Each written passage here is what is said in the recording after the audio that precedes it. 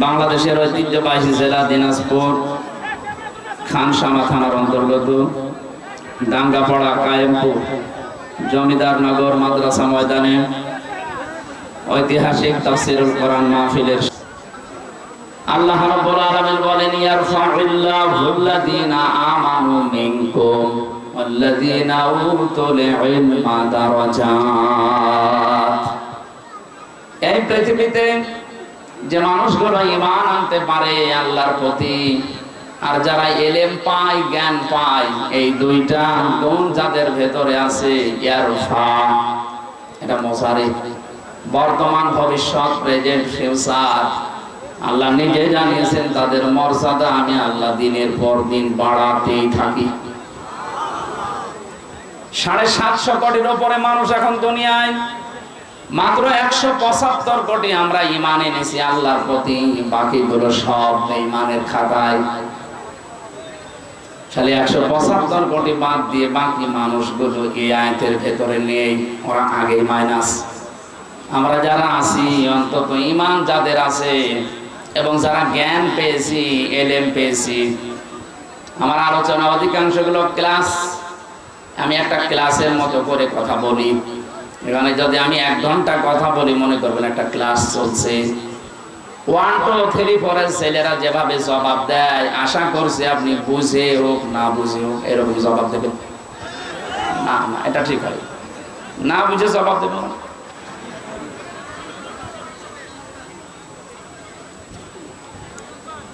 একটা ছেলে এসে কাঁদছিল বাবার কাছে, ডাক দিয়ে বলে কি কাঁদো কেন? আব্বা রেজাল্ট দিয়েছে। রেজাল্ট দিয়েছে, কাঁদো কেন? তুমি কি পাস করেছো না ফেল করেছো?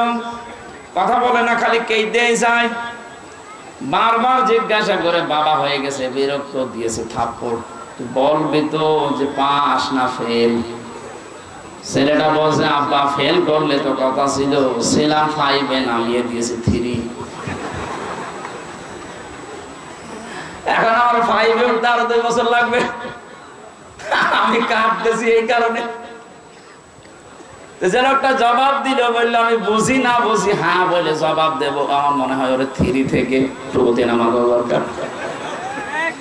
আপনি বোঝার পরে জবাব দেবেন। ক্লাসে ছাত্র যারা আছে ওরা কি না বুঝে জবাব দেয়? না বুঝলে চুপ করে থাকবেন। আর যদি বোঝেন যে হ্যাঁ আমি বুঝলাম, তাহলে জবাব দেবেন 1 2 3 4 এর ছেলে মেয়েদের মতো। কথা মনে থাকবে ইনশাআল্লাহ। আল্লাহ পাক বলেন ঈমান যাদের আছে এবং এলেম যারা পাবে, আজকের আলোচনায় যেহেতু কিছু জ্ঞান আপনি অর্জন করতে পারবেন আমি আশা করছি।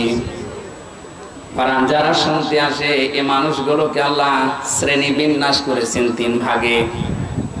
এটা নাজিল হওয়ার পর থেকে আজকের এই দিন পর্যন্ত, এখান থেকে কিয়ামত পর্যন্ত যারা কোরআন শুনবে, এই মানবতাকে আল্লাহ 3টা শ্রেণীতে ভাগ করে দিয়েছেন। প্রথম নাম্বারে তারা যারা কোরআন শুনলে বাধা দেয়। যদিও বাংলাদেশে এখন আর সিস্টেম নেই, 15.5 বছর এটা ছিল। প্রশ্ন আসতে পারে কই কোরআনের অনুষ্ঠানে তো বাধা দেয়নি। হ্যাঁ, সরাসরি বলে না এটা চলবে না, কিন্তু এটা যেন হতে না পারে 14 জায়গায় পারমিশনের সিস্টেম করেছিল। একজন শুনেছিলাম নাকি তার বউকে খুব জোরে জোরে কেল দিত। একদিন বলছে তুমি কি আমারে রাখবা না? স্বামী বলছে কিলের ওজন দেখে টের পাও না? তোমারে যে আমি যে জোরে কিল মারি তুমি কি ওজন দেখে টের পাচ্ছ না? তোমারে কি রাখবো কি রাখবো না? ওরা সরাসরি 15.5 বছরে বলে না যে কোরআন চলতে দেব না।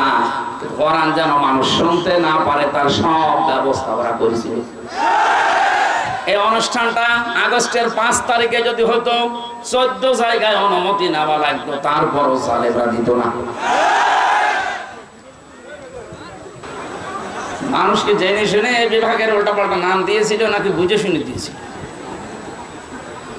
গাড়ির হরেন দেওয়ার পরে যে একটা সাইড দেবে না, তাকিয়ে দেখে যে কে হরেন দিচ্ছে। দেখে আমার গাড়ির নাম সামনে লেখা আছে আমির হামজা কুষ্টিয়া, তারপরও দেখে সাইড দেবে না, হরেন দিলে ওর বিশ্বাস হয় না। রামপুর বিভাগটা একটু ঝামেলায় আছে। আশা করছি এবার যদি স্টাফ করে আমি মনোজাত করে দেব। আমি বললাম না পরিবেশ একেবারে শান্ত হয়ে যাবে, আপনি আধা ঘন্টা কথা শোনেন, আধা ঘন্টা পরে যদি আমি প্রশ্ন করে 5টা প্রশ্নের জবাব দিতে না পারে, দেখেন আপনি কি করেন। কোরআন শুনতে এসে যারা বাধা দিয়েছিল 1500 বছর আগে, আবু জেহেল একটা আইনও পাশ করেছিল, ওয়াকালাল্লাযীনা কাফারু লা তাসমাউ লিহাদাল কুরআন।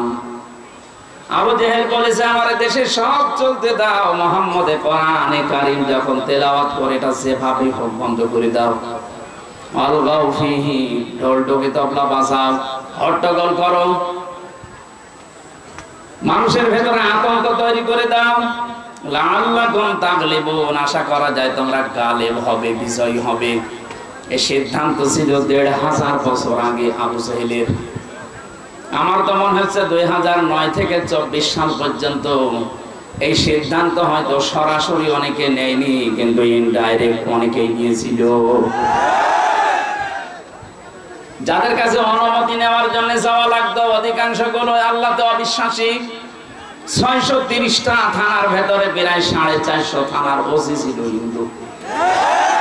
আগে যাওয়া লাগতো থানায়, এরপরে উপজেলায়, এরপরে ডিসি অফিসে, এসপি অফিসে। যারা আছে অধিকাংশ গুলো ওরা তো কোরআন শরীফ যেন বন্ধ হয় সেই লাইন করবে। একটা সত্য ষড়যন্ত্র জায়গায় ছিল, আল্লাহ আমাদেরকে বাঁচিয়েছেন। আমরা আশা করছি এই দেশে যারা দায়িত্বে ছিল 1628টা চেয়ার ছিল এই দেশে মেন চেয়ার। কয়টা? 1628টা চেয়ারে মেন যারা দায়িত্ব পালন করেছে, আমার যতটুকু জ্ঞান বুদ্ধি আছে বাস্তবতায় আমি যা দেখেছি অধিকাংশ সবগুলো এরা জালেম। হয় নিজে জুলুম করেছে অথবা জুলুমের সাপোর্ট দিয়েছে। অন্যায় যে করে, অন্যায় যে সহ্য করে, দুইজনই অপরাধী। বলেন না কেন?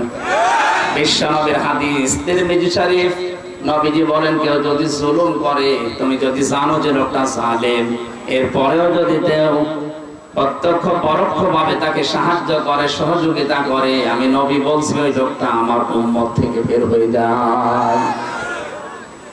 15.5 বছরে যারা জুলুম করেছে, এই 1628টা চেয়ারে বসে বসে আমরা চাই এই জালেমদের চেয়ারে যেন আর কোনো জালেম বসে না থাকে।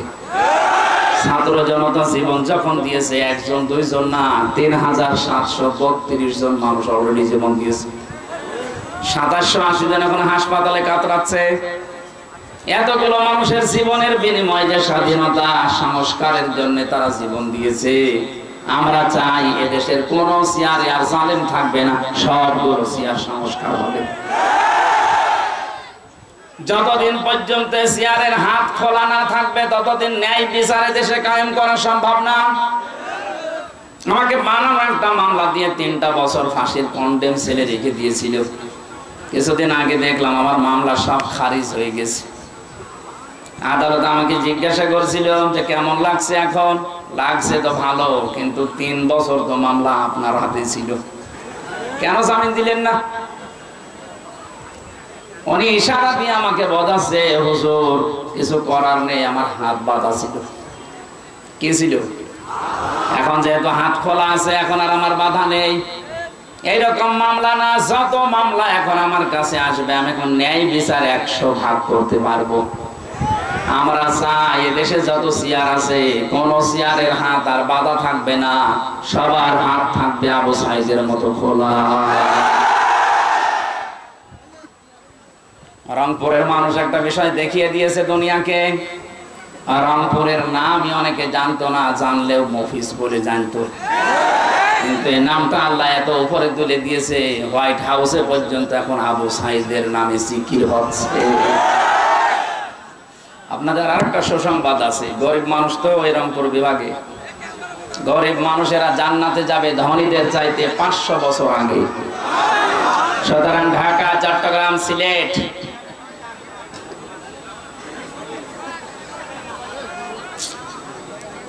আমি মাহফিল সামনে থেকে বন্ধ করে দেবো। সেমিনার সিস্টেম গুলো না করলে ছাতা মাথা বুঝিয়ে এরা বোঝেও না, এই সিস্টেমে আর আসবো না। কোনো অডিটোরিয়ামে, কোনো মসজিদে, কোনো সিস্টেম অনুযায়ী যেখানে অন্তত মানুষগুলোকে 100 জন থাকলে অন্তত 98 জন বোঝে, এরকম জায়গায় কথা বললে ভালো হয়। আমারও কষ্ট কম হবে। ছাতা থামাতে আমার হাত লেগে যাচ্ছে। আপনারা আমি বললাম যে আপনি যাই করেন কথা বলবেন না। কি দেখবেন? কি আমার কি পরিমাণের মতো জিনিসপত্র আছে? বলেন কি দেখবে বলেন তো?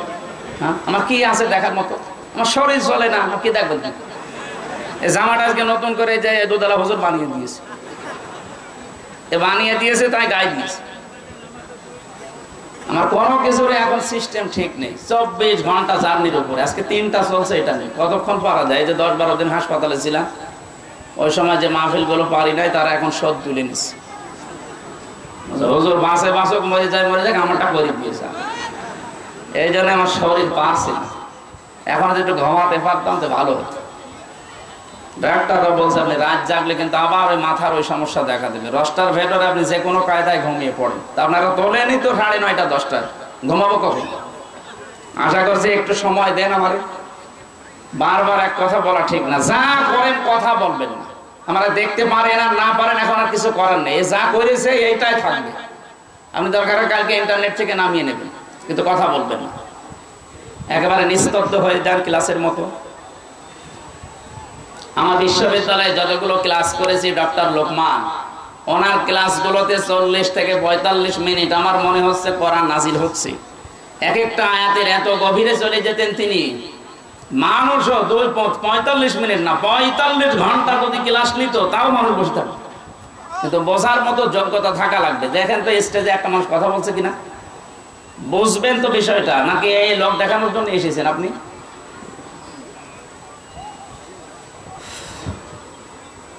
আমার ভাইরা, আমি কোরআনে কারিমের শ্রোতাদের বর্ণনা দিচ্ছিলাম। কোরআন নিজেই জানিয়েছে এই পৃথিবীতে 3টা শ্রেণীতে আমার শ্রোতা ভাগ হয়ে আছে। 1 নম্বরে আমাকে শুনলেই যারা বাধা দিত, এরা আল্লাহর দৃষ্টিতে কাফের। কাফের যেহেতু এখন আর নেই, এর আগে ছিল। 2 নম্বরে কোরআনে কারিম জানিয়েছে এরা হচ্ছে মুনাফিক। এটা সূরা নিসা 61 নম্বর আয়াতে আছে। وَإِذَا قِيلَ لَهُمْ تَعَالَوْا إِلَى مَا أَنزَلَ اللَّهُ وَإِلَى الرَّسُولِ رَأَيْتَ الْمُنَافِقِينَ يَصُدُّونَ عَنكَ صُدُودًا। হ্যাঁ নবী, যখন আপনি মানুষদেরকে বলবেন আসো আল্লাহর বিধানের দিকে, রাসূলের আদর্শের দিকে, আপনি দেখতে পাবেন যারা শুনতে এসেছে আপনার মুখে কোরআন, এরা বিশ্বাস করবে আল্লাহ নাজিল করেছে। আর আপনি বলছেন এটা মিথ্যা না, এটা ওরা জানে। কিন্তু যখন দেখবে যে ওদের কর্মজীবনের সাথে এগুলো মিলছে না, ওদের প্র্যাকটিক্যাল লাইফের সাথে এগুলোর মিল নেই, তখন আস্তে করে দেখবেন ওরা পেছন দিক থেকে কেটে পড়বে। এই আয়াতটা আমি বানালাম, হ্যাঁ 1500 বছর আগে নাজিল হওয়া এই আয়াত আমার মনে হচ্ছে এই মাত্র বাংলাদেশ থেকে নাজিল হচ্ছে। আপনি দেখেন এখানে যারা এসেছেন 100% আপনি বিশ্বাস করেন যে কোরআন আল্লাহর কিতাব। আর হামজা বলছে ও বাবার কথা না, কোরআন থেকে বলছে। কিন্তু সেই দেখে যে না, আমি যে রাজনীতি করি তো মিলছে না, আমি যে সমাজনীতি করে তো মেলে না, আমার যে পরিবার এ তো মেলে না, তখন আস্তে করে কিছু বলতেও পারে না, সইতেও পারে না, কেটে পড়ে। আল্লাহর ভাষায় এরা মুনাফিক। আপনি দেখেন তো কোনটা ওঠে না। এত কড়াকড়ি করার দরকার নেই, খুব জরুরি হলে চলে যাবে। বসা পায়খানা আর বিড়ি খাওয়া বাদ দিয়ে কেউ যেতে পারবে না। বিড়ির খুব নেশা লাগলে খেয়ে আবার চলে আসবে, কারণ এগুলো তৈরি হয় তো রংপুর বিভাগেই বেশি। আকিস বিড়ি, আজিজ বিড়ি খেয়ে তাড়াতাড়ি চলে আসবে, ঠিক আছে। 3 নম্বরে আল্লাহ পরিচয় দিচ্ছেন কোরআন যারা শুনতে আসে এরা আমার দৃষ্টিতে মুমিন। ইন্নামাল মুমিনুনা আল্লাযীনা ইযা যুকিরাল্লাহু ওয়াজিলাত কুলুবুহুম। আমি আল্লাহর দৃষ্টিতে মুমিন তো ওই লোকটা যাদের সামনে আমার নাম উচ্চারণ হলে ওদের অন্তরাত্মা কেঁপে ওঠে। ওয়াইদা তুলিয়াত আলাইহিম আয়াতুহু সাদাতুহুম ঈমানা। যখন আল্লাহর তেলাওয়াত কিন্তু আয়াতের কথা বসে তখন ঈমান যা আছে আরো বেড়ে যায়। তার মানে ঈমান যে বাড়া কমা হয় এই আয়াতটার প্রমাণ। আজকে আমরা কোরআন শুনতে এসে যদি বুঝতে পারি আল্লাহ পাক বলেন যাদাতুহুম ঈমানা, অবশ্যই তার ঈমান বাড়বে। আর যারা সর্বোচ্চ ঈমানের অধিকারী, যারা এর মর্মবাণী উপলব্ধি করতে পারবে, বুঝতে পারবে, নবী তাফিদু মিনাত তামিউই মিম্মা আরাফু মিনাল হক। ওরা যখন জানবে যে আল্লাহ কি বলে আর আমি কি করি, বসার পরে দেখবেন ওদের চোখ দিয়ে অটোমেটিক পানি গড়িয়ে পড়ছে। কোরআনের আলোচনায় সবার চোখে পানি আসবে না, এটা বোঝার মতো যোগ্যতা আপনার থাকা লাগবে। যদি সত্যি আপনি উপলব্ধি করতে পারেন মন দিয়ে, আপনার মন থেকে যদি এই কথাটা আপনি রিসিভ করতে পারেন, দেখবেন আপনি মনের অশান্তি কখন চোখ দিয়ে পানি পড়ছে আপনি টেরও পাবেন না। এটা সাহাবা ইকরামের হয়েছিল, কারণ তারা বুঝতেন। আমরা অনেকে আমাদের মাতৃভাষা না হওয়ার কারণে আরবিটা বুঝি না, এই জন্য কান্না তো দূরের কথা, কান্নার ভানও আমরা ধরতে পারি না। হযরত ওমর তেলাওয়াত যখনই করতেন নামাজের ভেতরে 2-3 কাতার 5 কাতার দূর থেকে কান্নার আওয়াজ শুনতে পেত। কারণ পেছনে যারা দাঁড়িয়ে আছে ওরা বুঝতেছে যে জাহান্নামের আয়াত আসতেছে। জান্নাতের সুখের আয়াতগুলো যখন আসতো তারা আবেগে আপ্লুত হয়ে পড়তেন। আমরা আয়াত থেকে শিক্ষা নেবার বিষয় ছিল, কোরআন শুনলে বোঝার পরে তাদের ঈমান আল্লাহ বাড়িয়ে দেবে। ওয়া আলা রাব্বিহিম ইয়াতাওয়াক্কালুন। বাড়ি যাওয়ার সময় তারা বলবে আমরা আজকে থেকে দুনিয়ার সব কিছু থেকে ভরসা করলাম আল্লাহর উপরে। কোরআনের শ্রোতা পেলাম কয় প্রকার? 3 প্রকার। বলেন বলেন। 1 নম্বরে কাফের, 2 নম্বরে মুনাফিক, 3 নম্বরে মুমিন। আমরা এই 3 নাম্বারটা হতে চাই আজ। আল্লাহ কোরআনের আয়াতে যেটাই বলেছেন ওটা উপলব্ধির মাধ্যমে যেন তেলাওয়াত শুনে বুঝে এখান থেকে তাওয়াক্কুল নিতে পারি আল্লাহর উপরে। বলেন আমিন। দরুদ আর সালাম করছি আমাদের নবী মুহাম্মদ রাসূলুল্লাহ সাল্লাল্লাহু আলাইহি ওয়াসাল্লামের প্রতি। আমি এখানে একটা বিষয় ক্লিয়ার করে নিই কয়েক মিনিটে। যারা আল্লাহর বিধান মানেন এই ঘোষণা দিয়েছেন যে আমি নামাজ পড়ি, আমি রোজা রাখি, আমি হজ করে এসেছি, আমি দান সাদকা করি, এই যে 4টা বিধানের কথা বললাম, এই বিধানগুলো কার? আরো জোরে বলেন তো। নামাজের বিধান কি রাসূলুল্লাহ? রোজার বিধান রাসূলুল্লাহ? বলেন। হজ করা এটা কার বিধান? দান করা এটা কার বিধান? আপনি বলছেন আমি এগুলো মানি, আমিও জানি আপনি মানছেন, কিন্তু পরবর্তী যে আরেকটা শব্দ আছে ঈমানের সাথে সম্পর্কিত, রিলেটেড করা, আল্লাহ যেখানে তার নাম দিয়েছেন সেখানে রাসূলের নাম দিয়েছেন। কথা বুঝতেছেন? এটা ক্লিয়ার করা লাগবে আজকে। জানি এখানে এরকম বহু চিন্তা ভাবনার মানুষ আছেন, এই আয়াতটা মিলে যাবে আমার আশা। ফেরাউনের নাম শুনেছি আমরা, না শোনেননি? ফেরাউনের নাম শোনেননি? এই লোকটা যখন ডুবে যাচ্ছিল ওই সময় বলেছে আন্নাহু লা ইলাহা ইল্লাল্লাযী আমানাত বিহি বানু ইসরাঈল ওয়া আনা মিনাল মুসলিমিন। সূরা ইউনূসের 90 নম্বর আয়াতের শেষের দিকে আছে। আল্লাহ বলেন যখন ডুবে যাচ্ছিল ওই সময় বলেছে আল্লাহ আমি ঈমান আনলাম। কিভাবে ওর ঈমানের সাক্ষ্য দিয়েছে? আন্নাহু লা ইলাহা ইল্লাল্লাযী আমানাত বিহি বানু ইসরাঈল। বনি ইসরাঈলরা যার উপর ঈমান এনেছে আমি তাকে বিশ্বাস করলাম। ওয়া আনা মিনাল মুসলিমিন, আমি তো মুসলমান, এরপরও আমি কেন বারবার ডুবি আর উঠি? ফেরেশতারা আমারে বারবার সবাই কেন? এখানে শিক্ষা দিয়েছে মুফাসসির যারা তাফসীর লিখেছেন আয়াতের, তারা বলেছে ও কিন্তু আল্লাহর প্রতি একাত্মবাদের শিক্ষা দিয়েছিল, কিন্তু ওই জামানায় যিনি প্রেরিত পুরুষ, তার মানে নবী এবং রাসূল, তার নাম হযরত মুসা, নাম কি? ও আল্লাহর ঘোষণা দিয়েছে, কিন্তু ওই জামানার যিনি নবী এবং রাসূল, আল্লাহ যাকে প্রেরিত পুরুষ করে পাঠিয়েছেন তাকে কিন্তু মানে নাই, ঘোষণাও দেয় নাই। ও যদি বলতো লা ইলাহা ইল্লাল্লাহ মুসা কালিমুল্লাহ, আল্লাহ ওই সময় মাফ করে দিত। তো শত ঘোষণা দিয়েছে আল্লাহর একাত্মবাদের, রিসালাতের ঘোষণা দেয়নি, এই জন্য আল্লাহ ওকে মাফ তো করেইনি। আল্লাহ ডাকও দিয়েছিলেন আল আন, এখন আকাদ আসাইতা ক্বাবলু ওয়া কুনতা মিনাল মুফসিদিন। এখন কেন?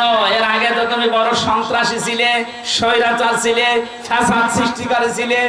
হাজার হাজার লক্ষ মানুষকে তোমার কারণে আমি দুনিয়াতে শান্তি দিতে পারিনি, তুমি অশান্তির দাবানল তৈরি করে রেখেছিলে।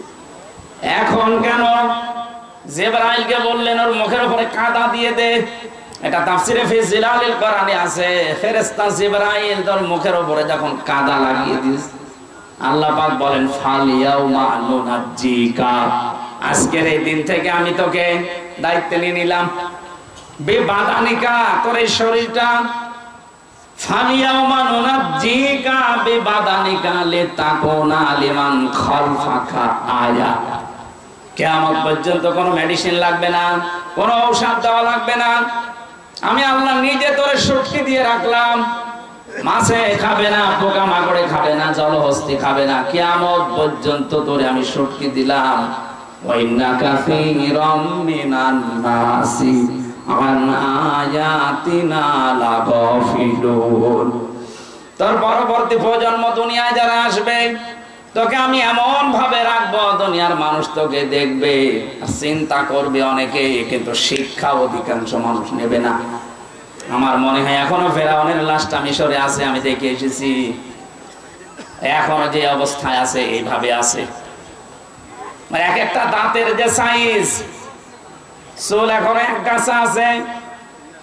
আপনি এখান থেকে আমি যেটা নেওয়ার জন্য বলছি বারবার, ও আল্লাহর একাত্মবাদের শিক্ষা দিয়েছিল, ঘোষণা দিয়েছিল, স্বীকার করেছিল, কিন্তু ওই জামানায় যিনি নবী এবং রাসূল রিসালাতের ঘোষণাও দেয়নি, এজন্য আল্লাহ ওর ঈমান কবুল করেনি। আজ বাংলাদেশের দিকে তাকান, বহু মানুষ এখানে বসে আছেন, আল্লাহর বিধান আমি মানি না, আমি নামাজ পড়ি, রোজা রাখি, হজ করি, দান সাদকা করি, এগুলো বিধান কার? বলেন বলেন। কিন্তু এই জামানার যিনি প্রেরিত পুরুষ, সর্বশেষ নবী এবং রাসূল মুহাম্মাদুর, তার আদর্শের কথা বলতে গেলে, হ্যাঁ তার আদর্শে 63 বছরের 23 বছর তার নবুয়তের জিন্দেগি, 13 বছর তিনি মক্কায় মার খেয়েছিলেন, এইটা অনেকে শুনতে রাজি আছে। এমনকি 13 বছরের জীবনী শুনে অনেকে কান্নাকাটিও করে। কিন্তু বিশ্ব নবীর জীবনের আরো যে 10 বছর মদিনার জীবন, তিনি রাষ্ট্রপতি ছিলেন, এই কথা বলতে গেলে কিছু মানুষ বলে রাজনীতি। আপনি আল্লাহর ঘোষণা মেনে নিচ্ছেন, কিন্তু রাসূলুল্লাহর রিসালাত আপনি মানেন না, আপনার মরণ হবে ওই ফেরাউনের মতো। আর আমার তো মনে হচ্ছে বাংলাদেশে এই প্রকার মানুষ এখন দিন দিন বেড়ে যাচ্ছে। এখানেও আছে, এখন আপনার বিবেকে যা বলে তাই করে। ফেরাউন যদি শুধু আল্লাহর হুকুম মেনে, রিসালাত না মেনে ও জাহান্নামী হয়ে যায়, আপনিও আল্লাহর হুকুম মানছেন, কিন্তু রাসূলুল্লাহর কথা মানতে গেলে আপনার নেতা বাদ দেওয়া লাগবে, আপনার আদর্শ বাদ দেওয়া লাগবে, আপনার অনেক কিছু দুনিয়ায় ছাড় দেওয়া লাগবে। কারণ আপনার মতো দুই হাতে কামাই নবীজি করেননি। অনেকে এলাকায় দেখলাম, শুনলাম, আসার পরে নাকি টাকা ছেড়ে রাখে, আর মাসে মাসে টাকা আসে। 1000 টাকা দিয়ে রাখে, 1000 টাকায় 1200 টাকা দেয়, 200 টাকা লাভ। নাকি এখনো শুরু হয়নি? আমি আসার পরে শুনেছি এটা একটা মায়ের সাথে জেনা করার গুনাহ।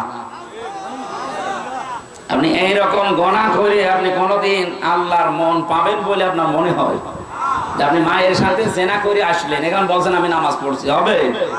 সুতরাং এই গুনাহ যারা আছেন, একটু হাত তোলেন তো দেখি কারা টাকা ছেড়ে রাখেন। তাহলে কমিটির যে লোক এসে আমার কানে কানে বললো, এগুলো মিথ্যা কথা বললো না, তাহলে আপনারা হাত তুলছে না মানে? আমি দেখতে চাই, দেখি হাত তোলেন। ক্যামেরা তো আমার দিকে, আপনাদের দিকে নেই। হাত তোলেন, হাত তোলেন। আলহামদুলিল্লাহ, তাহলে মনে হয় ওইটা মিথ্যাবাদী। যদি এইরকম কাজে কেউ থাকে, না খেয়ে মারা যান ভাই, কিন্তু এইটার সাথে জড়িত হওয়া যাবে না, এটা বাদ দেওয়া লাগবে, এক্ষুনি বাদ দেওয়া লাগবে। কারা কারা বাদ দেবেন হাত তোলেন তো। এই যে বললাম না, আছে জানি কিছু মানুষ এখানে হয়তো একেবারে মিথ্যা কথা বলবে না। ঠিক আছে ভাই, আপনি ছেড়ে দেবেন। এখানে কয়জন মানুষ, তাই আপনার লজ্জা করে? কিয়ামতে কোটি কোটি মানুষ থাকবে, আপনার এই কপালে লেখা থাকবে সুদখোর। এই জায়গায় লিখে দেবে আল্লাহ সুদখোর। মানে লজ্জা তো ওই সময় আরো বেশি পাওয়া লাগবে, এই জন্য এখনই পাল্টানো দরকার। আপনার এই সুদের টাকা বাম হাতের ইনকাম দিয়ে যা করছেন এইগুলো ভোগ করার জন্য আপনার মেয়ে, আপনার ছেলে, আপনার বউ দুই পায়ে খাড়া আছে। আপনি যা ইনকাম করবেন ওরা ভোগ করবে। এর দ্বারা যে মায়ের সাথে জেনা করার গুনাহ হয়ে গেল, এই গুনাহ আপনার বউ নেবে? জিজ্ঞাসা করেন, জীবনেও নেবেন। তা আপনি কার জন্য কি করলেন? এখন যদি চোখ বন্ধ হয়ে যায়, তামাম দুনিয়া এসে আপনাকে জীবিত করতে পারবে না। এই জন্য আমরা যেন এরকম পাগলামি না করি। এ পাগলামি বাদ দেবো তো ইনশাল্লাহ। অত পাগল আমরা আর হবো না। কার জন্য আমি পাগল হব? যার জন্য হবো সেই তো আমার না। আপনি মরে যান, আপনার যত সুন্দরী বউ হোক, যত ভালোবাসার বউ হোক, এক রাত আপনাকে যদি পাহারা দিয়েছে, আমি কি বলিস, ও বলবো আমার ভয় লাগবে, রাতে জিন আসতে পারে, তাড়াতাড়ি আপনি মাটি দিয়ে দেন, না অন্য ঘরে রাখেন। অথচ ওর জন্য আপনি সুদের টাকা ছড়িয়ে রেখেছেন, ও যেন আরামে ডিশ এন্টিনা দেখতে পারে। ধরে বলুন সুবহানাল্লাহ। আশা করছে পাগলামি আমরা কেউ যেন না করি। কারো জন্য কারো কিছু করি, আমার নিজের জন্য আমি যা করছি এটা আমার সাথে যাবে। দিনাজপুরবাসী কোরআনে কারীম থেকে আমরা এবার তেলাওয়াতে যাচ্ছি। আজকের আলোচনার বিষয়টা একটা গুরুত্বপূর্ণ বিষয়, কারণ বাংলাদেশ, ভারত আর পাকিস্তানে এই বিষয়টা নিয়ে ভেজাল আছে, এটা ঝামেলা চলছে। আমার আলোচনার বিষয় ওসিলা, কি বললাম, এটা যেন আমরা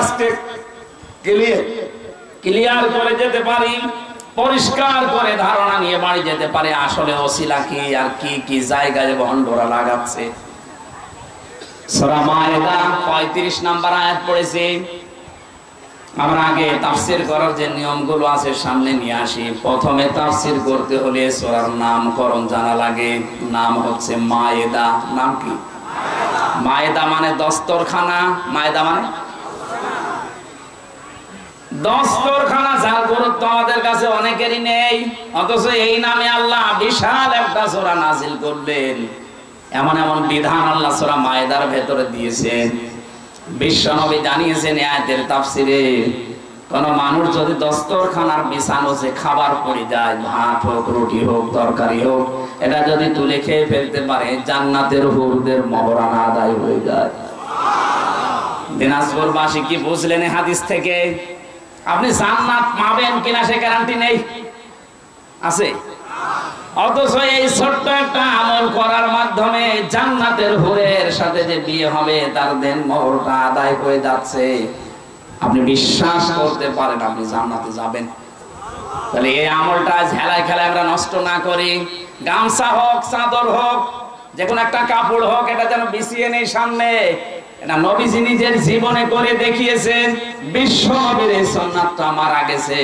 এটা যদি আমরা চিন্তা করতে পারি, কিয়ামতের ময়দানে এই একটা সুন্নাতের কারণে 100 গলা কাটা শহীদের সওয়াব নিয়ে ওঠা যাবে। বিষয়টা তুচ্ছ মনে হয়, আমাদের ছোট মনে হয়, অথচ বিশাল বিষয়। আমি সহ যারা এখানে আছি প্রত্যেকে যেন এই বিষয়ের উপরে আমল আজকে থেকে করতে পারি। দুনিয়ায় একদিকে যাক, আমার নবীর সুন্নাত আমার কাছে একদিকে। তামাম দুনিয়াকে আল্লাহ দস্তরখানা বলে ঘোষণা দিয়েছেন। তামাম দুনিয়াটাই আল্লাহর কাছে দস্তরখানা। দস্তরখানায় মানুষ কি করে? খাবার বিছিয়ে খাবারের প্লেট তৈরি করে খায়। কথা বলে না কেন? তামাম দুনিয়াটাই খাবারের প্লেট আল্লাহ বানিয়ে দিয়েছেন।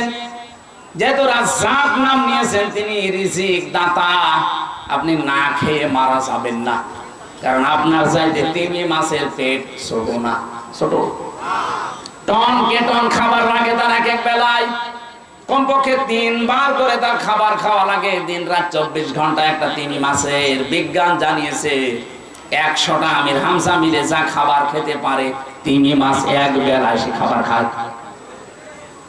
বলেন তো, এত বড় বিশাল দেহের তিমি মাছের পেট, এই পেটের খাবার যদি আল্লাহ জোগাড় করে দিতে পারে, হামজার 1.5 থেকে 200টা খাবার লাগে, এই খাবার আল্লাহ দিতে পারবে না। কোন কারণে খাদ্যে ভেজাল দেন? কোন কারণে সিন্ডিকেট করে আজ বাজারের দ্রব্য মূল্যের দাম বাড়িয়ে দেন?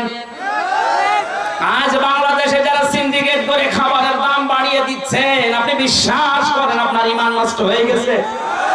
আপনি আল্লাহর কাছে বড় জালেম। মানুষকে কষ্ট দেওয়া, মানুষের সাথে জুলুম করার নামান করে এটা এই দিনাজপুর সহ বাংলাদেশের 64 জেলাতে যারা সিন্ডিকেট করে করে বিভিন্ন ব্যবহারিক জিনিসের দাম বাড়িয়ে দিচ্ছেন, আপনার নামের আগে আপনি লিখে নিতে পারেন জালেম অমকালী। এই দেশে অনেক বামপন্থী রাজনীতি করতো অনেকে, এখন অনেকে বন্ধ করে দিয়েছে। তারা বলতো আমরা বামপন্থী, বুক ফুলিয়ে যারা বলতো আমরা বামপন্থী। আমার কুষ্টিয়া একজন ছিল ইনু, বুক ফুলিয়ে বলতো আমি বামপন্থী রাজনীতি করি। দুনিয়ায় যত কিছু আপনি দেখবেন বাম হাত দিয়ে করা হয়, ওটা ভালো কাজ না। বলে না কেন? কোরআনে কারিমে আল্লাহ জানিয়েছেন ওয়াসহাবুল ইয়ামিন মা আসহাবুল ইয়ামিন ওয়াসহাবুশ শিমালি মা আসহাবুশ শিমাল। ডানপন্থী দুনিয়ায় যারা আছে এরা জান্নাতি, বামপন্থী যারা আছে এরা জাহান্নামী। বাংলাদেশে যারা এই কথা মুসলমান দাবি করার পরও বলেন যে আমি বামপন্থী, আপনি সরাসরি বলতে পারেন না যে আমি জাহান্নামী। কারণ বামপন্থী যারা তারা জাহান্নামী, এই কথা বলছেন না। সরম বালাদের ভেতরে আছে যারা বামপন্থী নিজেদেরকে দাবি করে, ওরা যেন নিজে স্বীকার করে নেয় যে আমি জাহান্নামী। সুতরাং খাদ্যে যারা ভেজাল দিচ্ছেন, ঔষধ মেশান, কীটনাশক দেন, খাবারের দাম বাড়ানোর জন্য যারা সিন্ডিকেট করেন, আপনি বিশ্বাস করে লিখে নিতে পারেন আপনি জালেম। আর জালেমের বিরুদ্ধে আল্লাহ নিজে মামলা দায়ের করবেন। এটা সূরা শূরা 25 নম্বর বা 6 নম্বর পৃষ্ঠা 13 নম্বর লাইনের 42 নম্বর আয়াতের প্রথম অংশে আছে ইন্নামাস সাবিলু আলাল্লাযীনা ইয়াযলিমুনান নাস। অবশ্যই আমি আল্লাহ মামলা দায়ের করব এই পৃথিবীর ওই মানুষটার বিরুদ্ধে যারা মানুষ হয়ে মানুষের উপরে জুলুম করেছে। এই জন্য সিন্ডিকেট করছেন যারা, আজকে থামবেন। আপনি কার জন্য এই বাম হাতের ইনকাম করে রেখে যেতে চান? রিস্কের দায়িত্ব আমার আল্লাহর। হ্যাঁ, সিন্ডিকেট করে মানুষকে কষ্ট দেওয়া যাবে, কিছু মুনাফা বেশি পাওয়া যাবে। রিস্কের দায়িত্ব যেহেতু আল্লাহর, কাউকে আল্লাহ না খাওয়িয়ে মারবে না। কিন্তু মাঝখান থেকে আপনি জালেম হয়ে গেলেন। কথা বলেন না কেন? দেশটাকে আজ অস্থিতিশীল করার জন্য অনেকে চেষ্টা চালাচ্ছে। যারা পালিয়ে গেছে ওরা কিন্তু বসে নেই, ওরা বিভিন্ন সোর্সে এই কাজগুলো করাচ্ছে এই ব্যবসায়ীদেরকে দিয়ে। জনগণ কিন্তু ধরে ফেলেছে অলরেডি। এখনো যারা সিন্ডিকেটের মাধ্যমে এই মানুষকে কষ্ট দিয়ে দ্রব্যমূল্যের দাম বাড়িয়ে দিচ্ছেন, এদেরকে জনগণ যদি পায় রাস্তায় জোতা পিটা করা দরকার। জালেমদের বিচার যেহেতু আল্লাহ করবে, উনি নিজেই মামলার বাদী, নিজেই বিচার করবে। ভয়ঙ্কর অবস্থা হবে আপনার। আশা করছে এটা ছেড়ে দেবেন। মায়েদা দিয়ে আল্লাহ আমাদেরকে এই বোঝটা দিতে চেয়েছেন। তামাম দুনিয়া দস্তরখানা, খাবারের প্লেট, তোর অসুবিধা নেই, তোকে দুনিয়ায় পাঠানোর 50,000 বছর আগে আমি লিখে দিয়েছি, তুই কোথায় কি খাবি, কোথায় সে মরবি। সুতরাং যেটার গ্যারান্টি আমার আল্লাহর হাতে দিয়েছে ওইটা নিয়ে আমাদের চিন্তা বেশি। অথচ যেটার গ্যারান্টি আল্লাহ দেয়নি, যে মরণের পরে তোর সাথে কি আচরণ করবো এটা কিন্তু আমি জানি না। জানি তোর আমল দেখে আমি করব, সেটার বেলায় আমাদের খবর নেই। সেই কথাগুলো আজকে আল্লাহ আমাদেরকে জানাবেন। রব্বুল আলামিন বলেন ইয়া আইয়ুহাল্লাযীনা আমানু, ও হে যারা ঈমানের দাবি করো, তাদেরকে বলছি। বাংলাদেশে আমরা অনেকেই মনে করি মুসলমানি দিলেই মনে হয় ও মুসলমান হয়ে গেল। কি আরে ভাই, এখন অনেক হিন্দু পর্যন্ত রোগ থেকে বাঁচার জন্য আঁকা কেটে ফেলছে। হ্যাঁ, আমি যে জেলখানায় ছিলাম গাজীপুরের কাশিমপুরের কারাগারে হাই সিকিউরিটিতে, ওখানে যাওয়ার পরে এক সেলার পেয়েছিলাম হিন্দু। কারারক্ষীরা আমারে বলতো হুজুরে হিন্দু হলে কি হবে, এ মনে হয় হাফ হাতা ফুল হাতা না। হিন্দুদের ফুল হাতা না, হিন্দুদের হাফ হাতা না ফুল হাতা। কারারক্ষী যেটাই আমার দায়িত্বে আসতো আমার বলতো আমাদের এই জেলার কিন্তু ফুল হাতা, কিন্তু আমার যেভাবে গরুর গোশত খাই চুরি করি আমার মনে হয় ও হাফ হাতা। ফুল হাতা আমার তো গরুর গোশত খাওয়ার কথা না। যেহেতু শিক্ষিত মানুষ তো অনেক হিন্দু যারা শিক্ষিত, বিজ্ঞান যারা পড়ে তারা দেখছে মুসলমানি না দিলে অনেকগুলো রোগ লজ্জাস্থানে জমা হয়। এই হিসাবে বলে ওরা কেটে ফেলছে।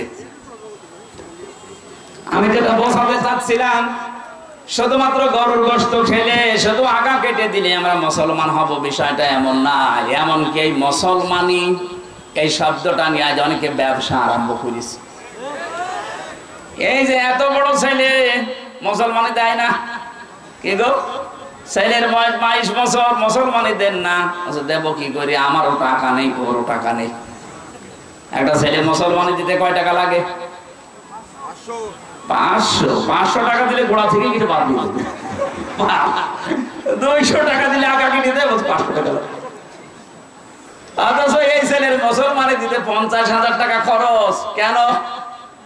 অনুষ্ঠান করবে, শেষে ব্যারাক থেকে, এনজিও থেকে, ব্যাংক থেকে লোন নেয়। 50,000 টাকা লোন নিয়ে 2 দিন মাইকিং করছে একাধারে, আমার 20 বছরের তাগড়া ছেলে মুসলমানি।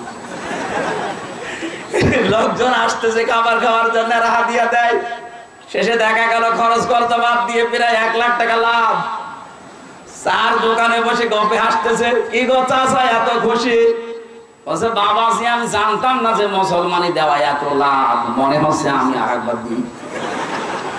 কি ব্যবসা পেয়েছি, এটা নাম কি মুসলমানি? আমার নাই ছোটবেলা থেকে কেটে দেওয়া দরকার। সাদা বড় হয়ে মাইকিং করে 20 বছরের তাগড়া ছেলে মুসলমানি দেওয়ার দরকার নেই। আল্লাহ যেহেতু ইমানদারকে ডাক দিয়েছেন, ইমান কিন্তু পাওয়া জিনিস না, ইমান আনা জিনিস। পুরা কোরআনে 89 জায়গায় আয়াতটা আছে, ইয়া আইয়ুহাল্লাযীনা আমানু। আল্লাহ বলেন, ও হে যারা ঈমান এনেছো না ঈমান পেয়েছো। আমরা যারা এখানে বসে আছি একটাও ঈমান আনি না, আমরা ঈমান পেয়েছি। আমাদের মা বাবা, আমাদের বাপ দাদা, পূর্বপুরুষরা মুসলমান ছিল, ওই ঘরে এসেছি, এই কারণে আমরা ঈমান। কিন্তু সাহাবায়ে কেরাম ঈমান পেয়েছেন না, ওনারা ঈমান এনেছিলেন। এটা যদি সত্যি ওনাদের মতো কষ্ট করে আমরা আনতে পারতাম, এর কদর আমাদের কাছে থাকতো। কথা বলেন ঠিক কিনা? যেহেতু আমরা আনি নাই, ফিরি ফিরি পেয়ে গেছি, এই কারণে কদর আমাদের কাছে নেই।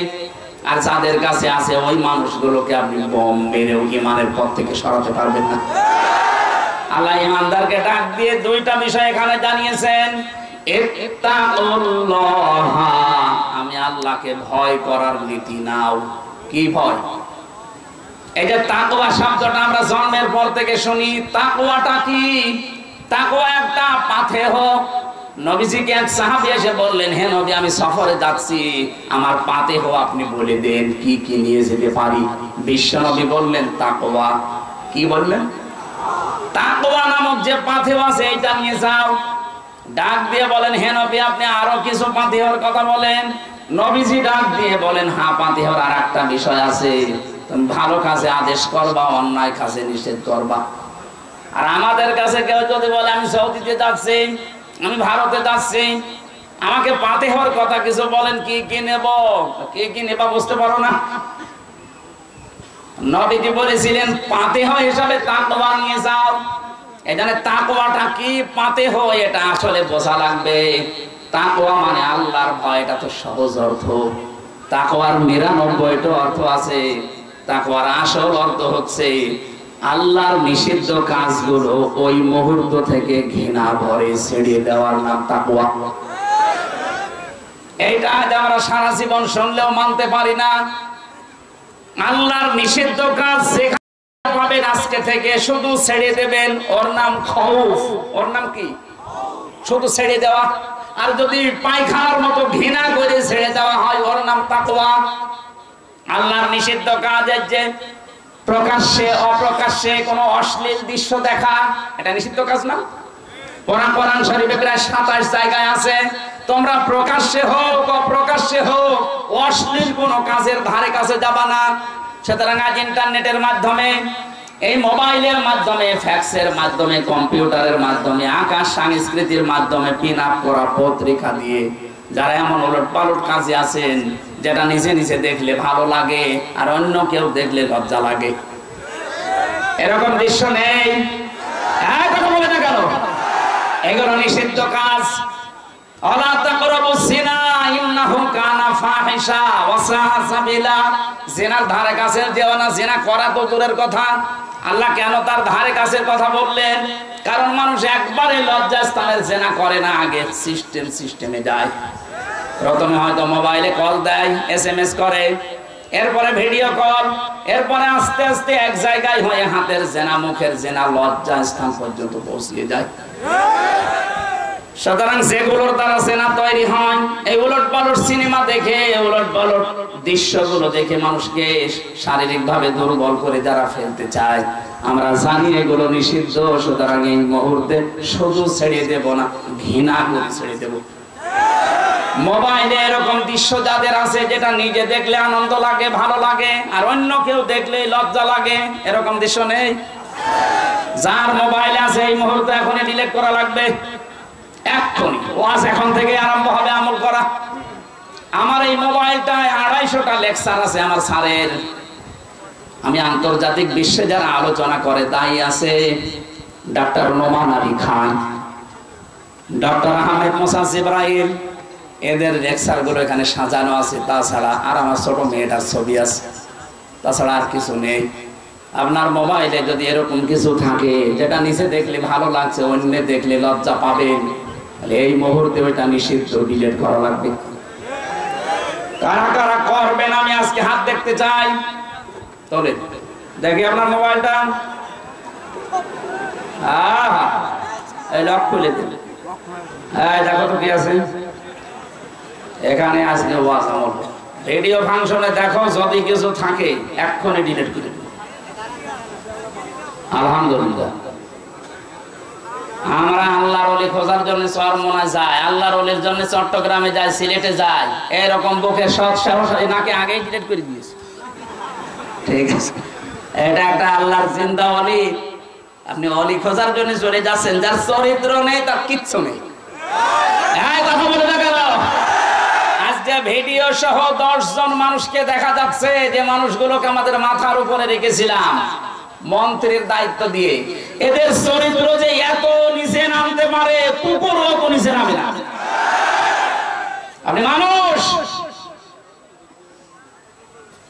ঘৃণা লাগছে এখন আপনার নাম পর্যন্ত শুনতে।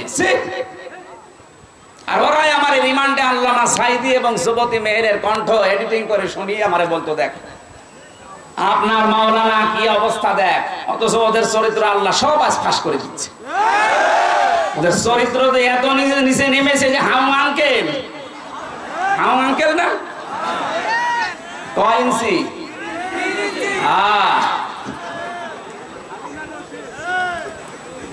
আজকের বক্তাও তো হাউ আঙ্কেল।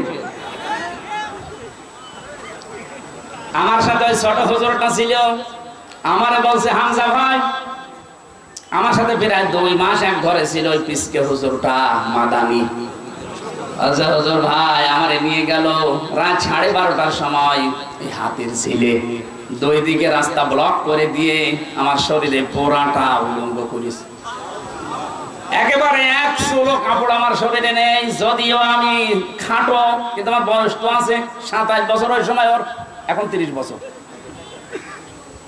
আমার বয়স 27, আপনি ভাবেন তো। আমার পোড়া উলঙ্গ করেছে। এরপর একটা শার্ট নিয়ে এসেছে পুরুষের, একটা ছেঁড়া তালি দেওয়া একটা পায়জামা দিয়েছে, আমার প্যান্ট। এরপরে একটা সিগারেট ধরে আমার হাতে দিয়েছে, কারণ চারিদিকে অস্ত্র, বাধ্য হয়ে নেওয়া লাগছে।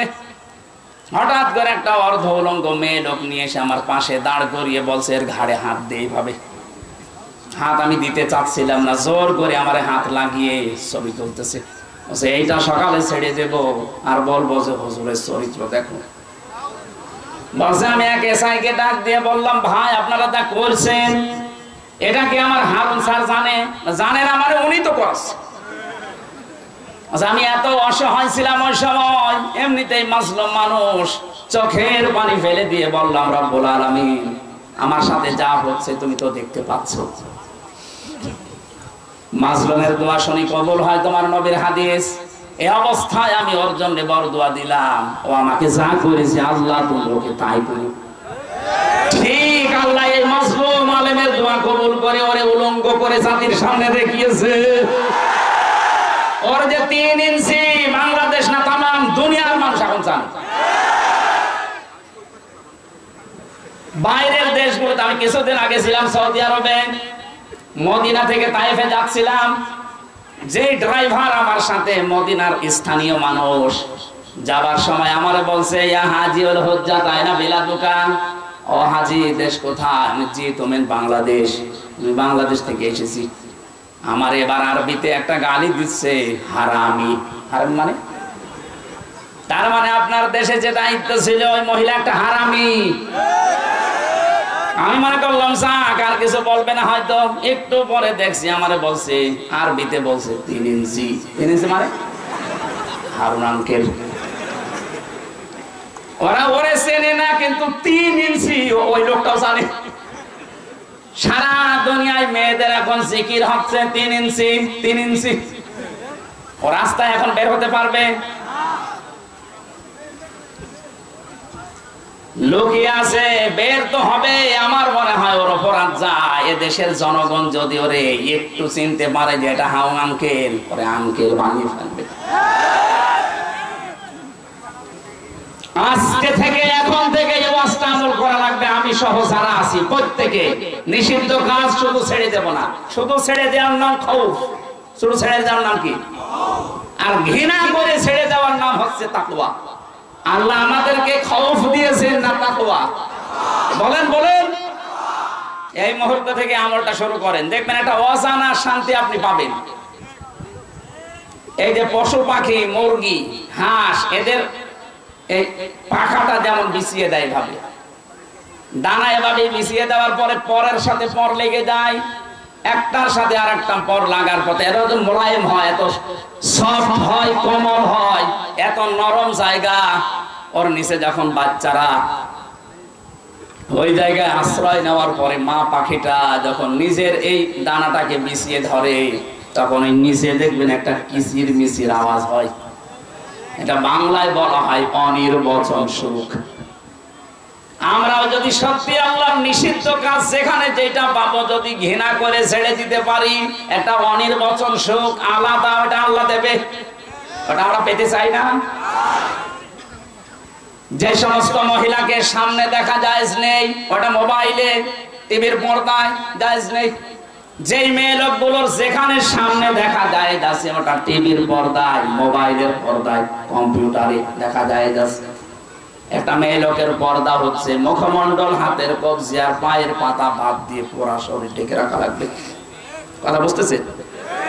আমাদের যাদের মা আছে, বোন আছে, মেয়ে আছে, ভাবি আছে, তাদেরকে বলছি আপনারা শাড়ি যারা পরেন, স্বামীকে আরো চাপ দেন যে আমার 5000 টাকা শাড়ি কিনে দাও মেলায়। না, শাড়ি কেনার দরকার নেই। আপনি মুসলিম মহিলা, আপনি সালোয়ার কামিজ বানাবেন। শাড়ি পরে যদি আপনি নামাজ পড়তে যান, আসল যদি পড়ে যায়, চুল যদি বের হয়ে যায়, আপনার নামাজ ভেঙে যাবে। এই জন্য মেয়েদের সর্বোত্তম পোশাক হচ্ছে সালোয়ার কামিজ। হাত পর্যন্ত হাতা বানাবেন ঢিলা ঢালা, যেন কাজ করার সময় বসিয়ে রাখা যায়। পা পর্যন্ত লম্বা বানাবেন, নিচে ছায়া পায়জামা থাকবে, ব্লাউজ থাকবে, উপরে একটা ওড়না দিয়ে মাথাটা দিয়ে পুরা মুখটা বাদ দিয়ে পুরা ঢেকে রাখবেন। হঠাৎ করে যদি কারো সামনে পড়ে যান, পর্দার মতো ফরজ বিধান আপনার জীবনে লঙ্ঘন হবে না। আমার মনে হয় 2000-5000 টাকা দিয়ে শাড়ি না কিনে এই 350-400 টাকা দিয়ে সালোয়ার কামিজ বানাবেন, পর্দা আদায় হবে, আর আমরাও বেঁচে যাব। মানবে এটা? বলবে ওয়াজ রাখেন, আগে শাড়ি নিয়ে আসেন। সম্মানিত মা বোনেরা, হাজারো স্বামী এখানে বসে আছে, সব স্বামীর পক্ষ থেকে বলছি এটা কিন্তু জুলুম হয়ে যাচ্ছে। আপনি 5000 টাকা দিয়ে শাড়ি না কিনে 10টা সালোয়ার কামিজ হবে, 3 বছর 5 বছর পড়তে পারবেন। আপনার আখিরাত তৈরি হয়ে যাবে, আপনার স্বামীও বেঁচে যাবে, আল্লাহ বরকত দান করবে। আমিন। আমি শব্দের প্রথম ব্যাখ্যাটা এখানে 9টা পেয়েছি। কোন মানুষ যদি সত্যি তাকওয়া অবলম্বন করতে পারে, নবীজি যে বললেন তাকওয়ার পাতিহ নিয়ে যাও, তার মানে আপনাকে বুদ্ধিমত্তা নিয়ে চলা লাগবে। আজ এটা সবচাইতে বেশি প্রয়োজন বাংলাদেশে। যে ষড়যন্ত্র আরম্ভ হয়েছে, এখানে বুদ্ধিমত্তা ছাড়া টিকে থাকা সম্ভব না। ওই আলা ভোলা হয়ে থাকলে আপনি নিজে হারিয়ে যাবেন। কথা বুঝতেছেন? বুদ্ধিমত্তা লাগবে। তাকওয়ার অর্থ হচ্ছে বুদ্ধিমত্তা, চারিদিকে খেয়াল করে চলা। আপনি দেশের কোনো খবর রাখেন না, পরিবারের কোনো খবর নেই, সমাজের কোনো খবর নেই, আপনার এলাকার কোনো খবরও জানেন না, না আপনার মতো পাগল দিয়ে আল্লাহর দরকার নেই। আপনার এমনিতেই পাপ নাই দেখে আসা লাগবে। আপনি যত উপরে ওঠেন না কেন, আপনি যত বুজুর্গ দাবি করেন, আগে আপনাকে খোঁজ রাখা লাগবে, আপনার এই বুদ্ধিটা কাজে লাগানো লাগবে। যারা তাদের এই আকল, এই বুদ্ধিকে কাজে লাগায় না, এই মানুষগুলো জাহান্নামী। সূরা মুলকের 10 নম্বর আয়াতে আছে, আকালু লাউ কুননা নাসমাউ আও নাকিদু মা কুননা ফি আসহাবিস সাঈর। জাহান্নামে সাঈরের গেটে যখন মানুষ যাবে, দারওয়ান ফেরেশতা মালিক জিজ্ঞাসা করবে, কেন জাহান্নামে আসলে? এটা তো খারাপ জায়গা। যত মানুষ জাহান্নামে যাচ্ছে ওরা প্রত্যেকেই জবাব দেবে, দুনিয়ায় আমরা যদি ভালো ভালো যে কথাগুলো শুনেছিলাম ওগুলো যদি মেনে নিতাম, আর আমাদের আকল, আমাদের বুদ্ধি, কমন সেন্স যদি কাজে লাগাতাম, আর জাহান্নামে আসা লাগতো না। এই আয়াত দ্বারা প্রমাণ হয় যে মানুষগুলো তাদের বিবেক, বুদ্ধি কাজে লাগাবে না, সে জাহান্নামে যাবে। আমরা যেন পাগলামি করে না থাকি, সচেতন হই। আহ্বান জানাচ্ছি, যারা পালিয়ে গেছে ওরা কিন্তু বসে নেই। বিশেষ করে এই যে সাবেকটা, উনি বাইরের দেশে এখন ছড়াচ্ছে, বিভিন্ন দেশে দাদা বাবুদের কাছে, মোড়লদের কাছে, যে আমি নির্বাচিত ছিলাম, আমাকে জনগণ উৎখাত করে দিয়েছে। না, এটা মিথ্যা কথা। এটার প্রতিবাদে মিডিয়া যারা আছে, পত্রিকা যারা আছে, আন্তর্জাতিক মাধ্যম সব বারবার প্রচার করা দরকার। এটা এখন বুদ্ধিমত্তার কাজ। সাংবাদিক মাহমুদুর রহমানের ঘোষণা আজকে শোনেননি? আপনি কোন দেশে থাকেন, শেষে নিজেও হারিয়ে যাবেন, মা পায়ের তলা মাটি থাকবে না। উনি সারা বিশ্বের মোড়লদেরকে এখন আহ্বান জানাচ্ছে যে আমি নির্বাচিত, সরকার আমাকে উৎখাত করেছে। এত বড় মিথ্যা কথা আপনি বলতে পারলেন? আপনি যদি কুকুরকেও জিজ্ঞাসা করেন যে 15.5 বছরে কে নির্বাচিত ছিল, ও ঘোড়ার মতো হাসবে। শয়তানকে যদি জিজ্ঞাসা করেন, শয়তান বলবে আমার চাইতে শয়তান তো কেউ নেই। এত বড় মিথ্যা কথা আমি জীবনে বলিনি। আপনি কিসের নির্বাচিত? 154 যে নির্বাচনের আগে হয়ে যায়, আর একবার ভোট হয়েছে, দিনের ভোট রাতে হয়ে যায়, কিভাবে আপনি নির্বাচিত মনে করেন আপনাকে? আর বাইরের মানুষকে এটা খাওয়াবেন, আর বাইরে আর কেউ নেই। এক মুশফিকুল ফজল সাংবাদিকই যথেষ্ট আপনার এই মিথ্যাচারের জবাব দেওয়ার জন্য। আমাদের উচিত হবে এই মিথ্যাচার বন্ধ হওয়ার জন্য সব গুরুত্বপূর্ণ ভূমিকা রাখা লাগবে। এখন যারা দায়িত্বে আছে, তা প্রধান উপদেষ্টা সহ প্রত্যেকের এখন সবচাইতে বড় দায়িত্ব, খুব তাড়াতাড়ি একটা সম্মানজনক সময় নিয়ে যে মানুষগুলো জালেমদের ওই চেয়ারে বসে আছে ওদেরকে লাথি দিয়ে নামিয়ে দেন। 100 জনের প্রায় 65 জন আমরা জানছি নেমে গেছে, আর বাকি 35 জন আছে। এগুলো যেন জালেমদের চেয়ারে না থাকে, এগুলো সব নামিয়ে দিয়ে এই দেশে একটা নির্বাচনের মাধ্যমে নির্বাচিত সরকারের হাতে দেশটা তুলে দেন। এই জালেমদের সব চক্রান্ত বন্ধ হয়ে যাবে। বলছে আমি নির্বাচিত। কিসের নির্বাচিত? আমার সাথে এক ওসি ছিল, ওই যে নুসরাত হত্যা মামলা ফেনীর। একদিন আমি তওবার ব্যাখ্যা করছিলাম কারাগারের ভেতরে। উনি আমার বলছে, হুজুর আমার তওবাটা দেখেন তো কিভাবে। রাত 12টার পর থেকে আমার দল বলসা ছিল, এদেরকে নিয়ে আমি বিভিন্ন কেন্দ্রে ভোট কাটা আরম্ভ করলাম। আল্লাহর নামে ভোট কাটতে কাটতে একেবারে ফজর পর্যন্ত বাক্স জমা দিয়ে দিলাম। গোসল করার পরে, ওযু করার পরে এবার আমি নামাজে দাঁড়ালাম। আল্লাহু আকবার। নামাজ শেষ করার পরে পড়লাম আস্তাগফিরুল্লাহ। হুজুর আমার তাওবা হয়েছে। আমি বললাম তাওবা হয়নি, ভণ্ডামি হয়েছে। আরে ভাই, আপনি তো আল্লাহর কাছে দোষ করেননি যে আস্তাগফিরুল্লাহ পড়বেন, আপনি তো দোষ করেছেন হামজার কাছে। আমার মতো 4 লক্ষ হামজা একটা এমপি বানাতে লাগে 3.5 থেকে 4 লাখ। এই 4 লক্ষ মানুষকে আপনি ধোঁকা দিয়ে বোকা বানিয়ে দিনের ভোটটা আগের রাতেই করে ফেললেন। আপনি এখন আল্লাহর কাছে মাফ চান, আস্তাগফিরুল্লাহ। কিয়ামত হয়ে গেল, আপনার মাফ হবে না যতদিন হামজা আপনাকে মাফ না করবে। সবচাইতে দুঃখের বিষয়, হামজা শুধু একা না, এই 15.5 বছরের ভেতরে বহু হামজা দুনিয়া থেকে মরে গেছে। আপনি তার কাছে ক্ষমা চাবেন কি করে?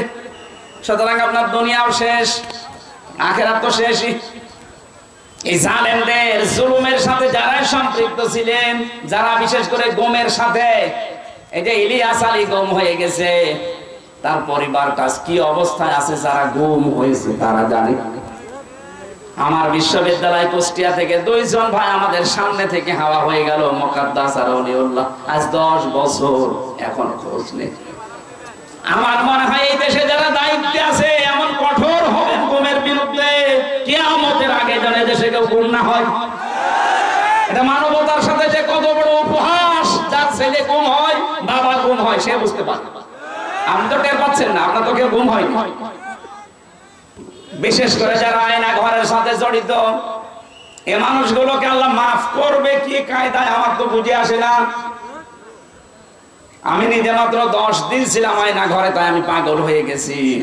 আর যারা 8 বছর, 10 বছর, 14 বছর পর্যন্ত আছে, আমার যখন রাতের বেলা নিয়েছে তো আমি দেখেছি বিভিন্ন দেওয়ালে লেখা আছে, ভাই এই মোবাইল নাম্বারটাই বাইরে যদি যেতে পারেন একটু বলবেন যে আমি বেশি আছি।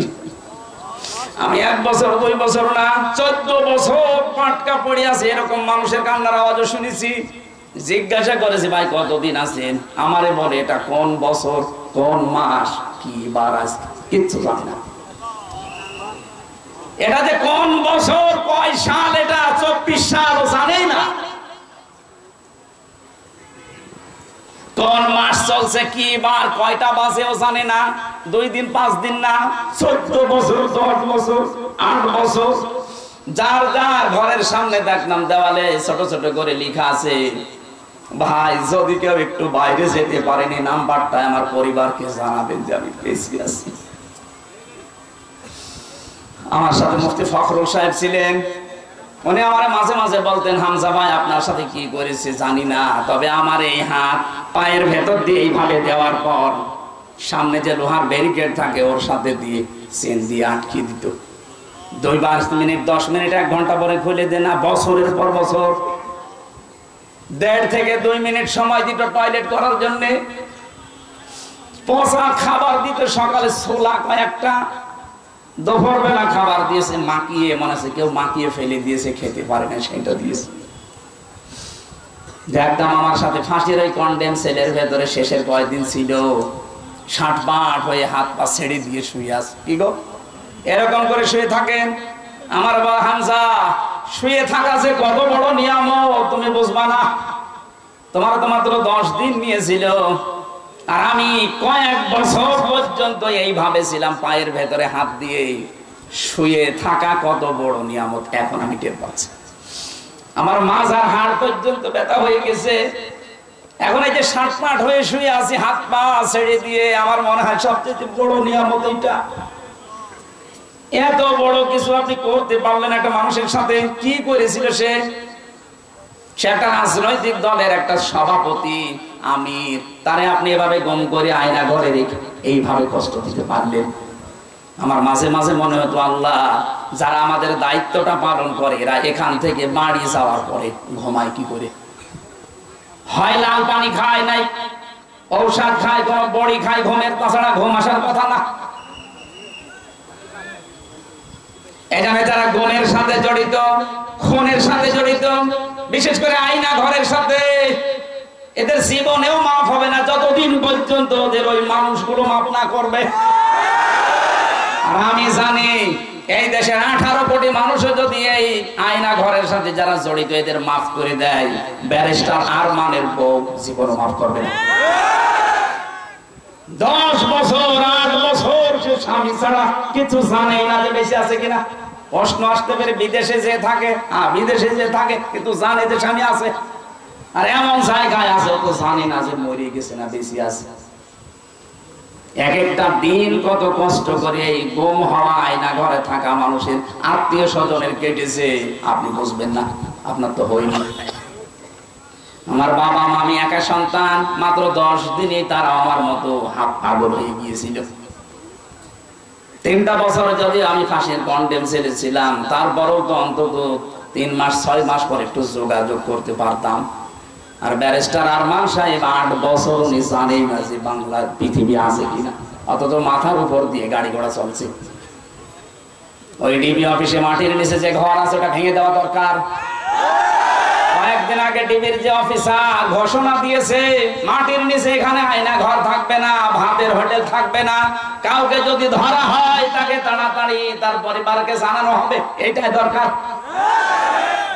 তাছাড়া এত কঠিন অবস্থায় দিন কাটা সম্ভব না, বিশেষ করে গুম আর আয়না ঘর, এটা যেন পৃথিবী থেকে নিশ্চিহ্ন হয়ে যায়।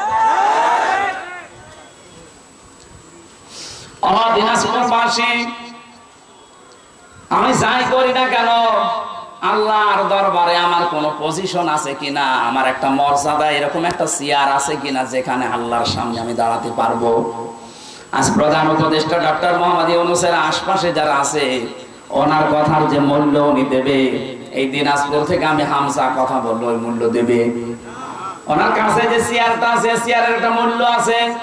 আল্লাহ পাক বলেন অবতাগু ইলাইহিল ওয়াসিলা, আমি আল্লাহ পর্যন্ত পৌঁছাতে একটা চেয়ার তালাশ করো, ওসিলা। বাংলাদেশে আয়াতটা নিয়ে যেহেতু ভেজাল আছে আমি নিরসন করছি। বহু দরবার থেকে, বিশেষ করে ভণ্ডদের দরবার, এই আস্তানা থেকে কথা আসতেছে অবতাগু ইলাইহিল ওয়াসিলা, আল্লাহকে পাওয়ার জন্য ওসিলা তালাশ করো, তার মানে পীর সাহেব ধরো। কে বলেছে আপনাকে? এখানে ওসিলা শব্দের দুইটা অর্থ। এক নাম্বার ওসিলা মানে নেক কাজ, দুই নাম্বারে ওসিলা মানে নবীর সম্মান। আপনি যদি বিপদেও পড়ে যান দুনিয়ায়, আপনি যদি দোয়াও করেন তাহলে দোয়া করা লাগবে আপনার নেক কাজের ওসিলা দিয়ে, যে আল্লাহ আমি কিচ্ছু করি নাই কিন্তু এমন একটা কাজ তোমাকে উদ্দেশ্য করে, তোমাকে জানাশোনা করে করেছিলাম তোমার ভয়ে, কেউ জানে না এই নেক কাজের কথা, শুধু তুমি জানো আর আমি জানি।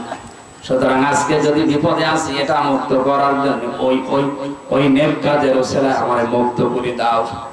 আপনারা যদি বিপদে পড়েন মারাত্মক, তাহলে জীবনের নেক কাজ যেটা গোপনে করেছিলেন, হয়তো একটা লম্বা করে সেজদা দিয়েছিলেন কেউ জানে না। আমি জেলখানার ভেতরে দেখেছি অনেক আলেমকে 40 মিনিট 45 মিনিট 1 ঘন্টা 1.5 ঘন্টা সেজদায় পড়ে আছে। মাওলানা মামুনুল হককে পেয়েছিলাম, আমির জামাত ডাক্তার শফিকুর রহমানকে পেয়েছিলাম, এই মানুষগুলো এক একটা সেজদা চলে যেত 40 মিনিট 45 মিনিট। সুবহান রাব্বিয়াল আলা এটা 3 বার বলতে 1 মিনিটও লাগে না। 1.5 ঘন্টা সময় কি করছে?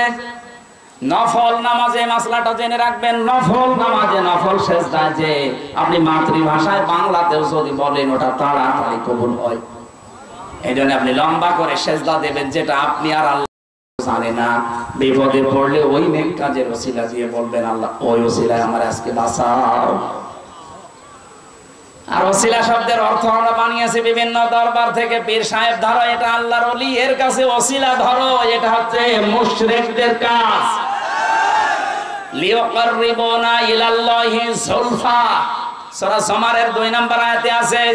আল্লাহ পাক বলেন হে নবী, এই মুশরিকদেরকে যদি জিজ্ঞাসা করেন যে পূজা করো কেন, ওরা বলবেন না এই দেবতার পূজা আমরা করি না, এদেরকে আমরা এই হাত জোড় করি মাথা নিচু করি এই জন্য কারণ এদের মাধ্যমে আমরা আল্লাহর কাছে পৌঁছাতে চাই। এই ধারণাটা মুশরিকদের, ওইটা এখন বাংলাদেশের মুসলমানদের ভেতরে ঢুকেছে। এজন্য আল্লাহর কাছে আপনি চাইবেন সরাসরি, কোনো মাধ্যম লাগবে না, কোনো ভায়া লাগবে না, কোনো দালাল লাগবে না। এক কথা বলেন না কেন? এই দালালি করে করে অনেকে ব্যবসা প্রতিষ্ঠান খুলে খাচ্ছে, মাঝখান থেকে আপনার কথা আল্লাহর কাছে পৌঁছায় না। কোন কারণে? পীরের মাধ্যমে পৌঁছাতে হবে। আপনি সরাসরি বলতে পারেন না। আল্লাহ আপনাকেও যেমন বানিয়েছে ওই পীরকেও বানিয়েছে। এক কথা বলেন না কেন? এজন্য সরাসরি আপনি চাইবেন আল্লাহর কাছে। অনেকে মনে করে আমার দাড়ি নেই, আমি কি করে যাবো? আরে ভাই দাড়ি কি?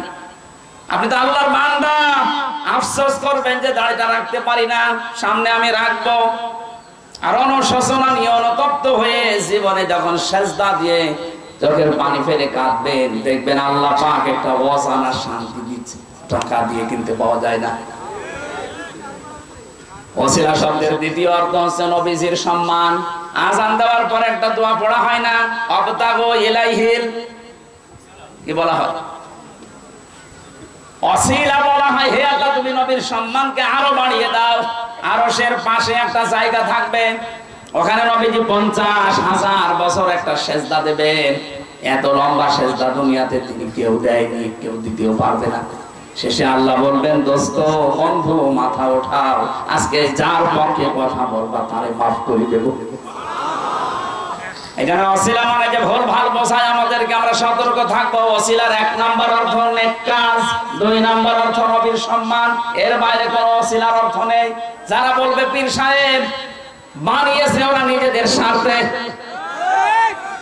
আল্লাহ রাব্বুল আলামিন বলেন পৃথিবীতে যত ওসিলা হতে পারে, যত ওসিলা তার মানে আমি আল্লাহর কাছে পৌঁছাতে যত মাধ্যম আছে, সবচাইতে উত্তম মাধ্যম হচ্ছে ওয়াজাহিদু ফি সাবিলিহি, আমি আল্লাহর রাস্তায় জিহাদ করা।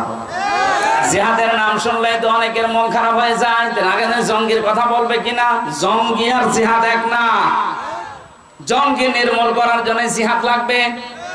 আজ বাংলাদেশে জিহাদ বন্ধ হয়ে যায়নি, অন্যায় যেখানে প্রতিবাদ সেখানে, এর নাম জিহাদ। এটা যদি আজ আমরা চালিয়ে যেতে পারতাম, মাঝে মাঝে যে গর্ত থেকে উকি চকি দিয়ে বিশৃঙ্খলার চেষ্টা করে, এইগুলো বন্ধ হয়ে যেত। আর ওখানে বসে বসে উনি মোবাইলে মানুষকে জানাচ্ছে যে বিএনপি আর জামাতের বাড়িতে আগুন লাগাও। শয়তান কত বড় শয়তান, পালিয়ে যাওয়ার পর লজ্জা হয়নি? মনে হয় ওই দিন ছেড়ে দেওয়া ভুল হয়ে গেছে। আর 5 মিনিট হলে জনগণ যে বিভিন্ন জিনিস পেয়েছে, ওইগুলো পেয়েছি তো, তাহলে আর বলতে পারতো না এখন যে জামাত আর বিএনপির বাড়ি তোমরা ওইভাবে আগুন লাগাও। আগুন লাগাবে মানে 15.5 বছর এদেরকে বাড়িতে থাকতে দিয়েছেন, এদের ব্যবসা প্রতিষ্ঠান ধ্বংস করেছে, এদের দলীয় পরিচয় নেই, এই জন্য ভালো ভালো চেয়ারে বসতে দেয় না। কথা বলে না কেন? কয়েকদিন আগে যে এসপি সাহেবের সাথে দেখা করলাম রাজশাহী বিভাগের, উনি আমারে বলছিল 15.5 বছর আমার সব যোগ্যতা ছিল, কিন্তু ওএসডি করে রেখে দিয়েছি, এবার আমি দায়িত্ব পেয়েছি।